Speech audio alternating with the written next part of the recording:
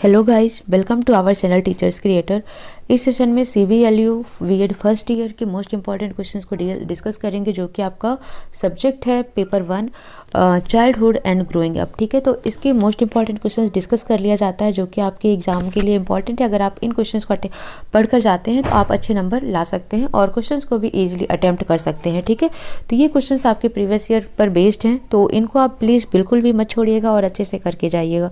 ठीक है, so start करते हैं। यूनिट 1 से पहला क्वेश्चन है difference between growth and development.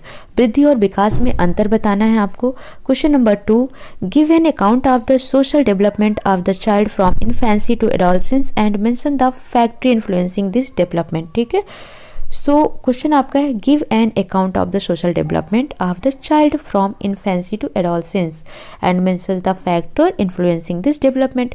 शैशवावस्था से किशोरावस्था तक बालक के सामाजिक विकास और उसे प्रभावित करने वाले तत्वों का वर्णन करना है। ठीक है, क्वेश्चन 3 है discuss in detail Kohlberg's theory of moral development and throw light on its education implications. ठीक है, नैतिक विकास के कोहलबर्ग सिद्धांत को विस्तार से चर्चा करें और अपने शैक्षिक निहितार्थ पर प्रकाश डालें। ठीक है, ये क्वेश्चन नंबर 3 है यूनिट 1 से ही अभी तक। क्वेश्चन नंबर 4 है what do you mean by heredity and environment, why the study of heredity and environment is necessary for teacher. वंशानुक्रम तथा वातावरण से आप क्या समझते हैं? शिक्षकों के लिए वंशानुक्रम तथा वातावरण का अध्ययन क्यों आवश्यक है, ये आपको बताना है। तो ये क्वेश्चन नंबर 4 है और यूनिट 1 का लास्ट क्वेश्चन है question number 5, what do you mean bye parenting style. Parenting style क्या है? ठीक है, तो ये आपको पता है 4 तरह के पेरेंटिंग स्टाइल होती हैं, अथॉरिटेटिव, अथॉरिटेरियन, ठीक है, परमिसिव और नेग्लेक्टिंग, और तो इस तरीके से आपके 4 होते हैं। तो आप इनको अच्छे से पढ़कर जाइएगा, बहुत ईजी है, कोई टफ नहीं है, तो देख लीजिएगा एक बार इसको। यूनिट 2 से है question number 6, what is meaning of individual differences, describe the causes and educational implication. व्यक्तिगत विभिन्नताओं से आप क्या समझते हैं? व्यक्तिगत विभिन्नताओं के कारणों और शैक्षिक महत्वों का विस्तार से वर्णन करें। ठीक है, तो पहला क्वेश्चन आपका ये इंपॉर्टेंट हो जाता है यूनिट 2 से। क्वेश्चन नंबर 7 है give description of Gardner's theory of multiple intelligence along with implication in teaching learning process. शिक्षण अधिगम प्रक्रिया में निहितार्थ के साथ बहुबुद्धिमत्ता के गार्डनर के सिद्धांत का विवरण दें। ठीक है, तो बहुत सारे ही इंटेलिजेंस की थ्योरीज हैं। ठीक है, 1 factor theory, 2 factor theory, multi factor theory, multiple factor theory. तो आपसे जो पूछा गया वो मल्टीपल इंटेलिजेंस थ्योरी के बारे में पूछा गया है, जिसको गार्डनर्स ने दिया था। ठीक है, बहुबुद्धिमत्ता का सिद्धांत, इसके बारे में आपको एक्सप्लेन करना है। ये आगे चल के सीटेट, यूपीटेट और अदर टीचिंग एग्जाम के लिए भी इंपॉर्टेंट है, तो आप इसको अच्छे से करेंगे। ठीक है, क्वेश्चन नंबर 8 है व्हाट आर लर्निंग डिसेबिलिटीज़। अधिगम की कठिनाइयाँ क्या हैं? तो लर्निंग में आपका डिसलेक्सिया, डिसकैल्कुलिया, डिस्ग्राफिया, ठीक है, डिस्फेजिया, ये सभी आते हैं। तो क्या हैं? कुछ रीडिंग से लेकर रिलेटेड हैं, कुछ राइटिंग से लेकर हैं, कुछ स्पीकिंग से हैं, कुछ लिसनिंग से हैं।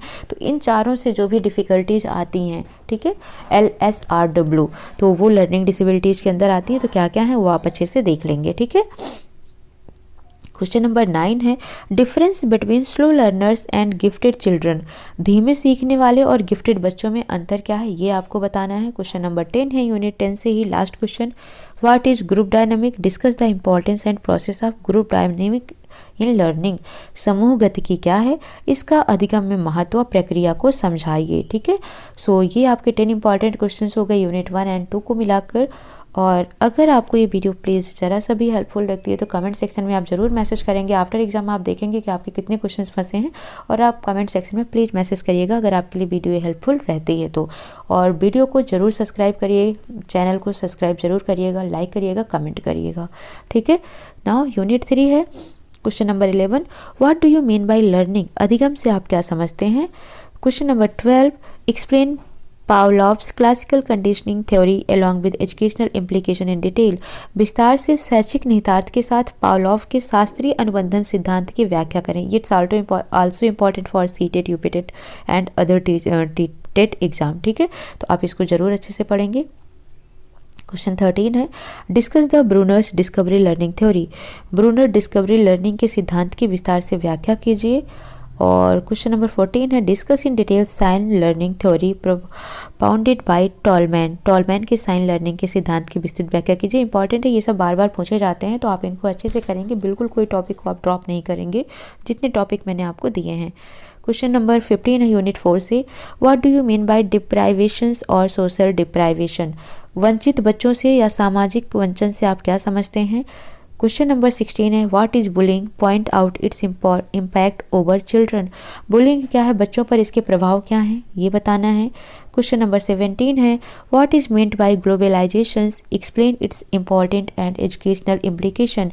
वैश्वीकरण का क्या महत्व है, इसका महत्व बताएं, मतलब क्या है इसका और इसका महत्व बताएं। भूमंडलीकृत शिक्षा पर क्या अभिप्राय पड़ता है? तो ग्लोबलाइजेशन आपको अलग भी पूछा जा सकता है, ठीक है, तो आप इसको अच्छे से पढ़ के जा सकते हैं।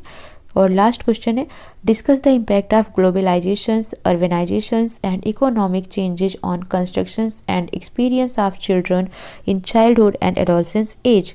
वैश्वीकरण, शहरीकरण तथा आर्थिक परिवर्तन का बच्चों की बाल्यावस्था तथा किशोरावस्था के निर्माण व अनुभव में प्रभाव पड़ता है, इसकी व्याख्या करनी है आपको, ठीक है। तो ये कुछ 18 इंपॉर्टेंट क्वेश्चन है जिसको आप अच्छे से करके जाएंगे। अगर कोई डाउट होता है तो आप कमेंट सेक्शन में मेंशन करेंगे, ठीक है। और डेवलपमेंट की कुछ वीडियोज आपके अपलोड हैं सीटेड CDP के नाम से, बाकी अगर कुछ टाइम मिलता है तो मैं अपलोड कर दूंगी।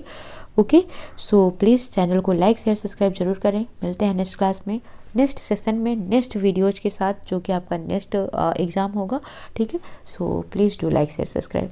Thank you for watching.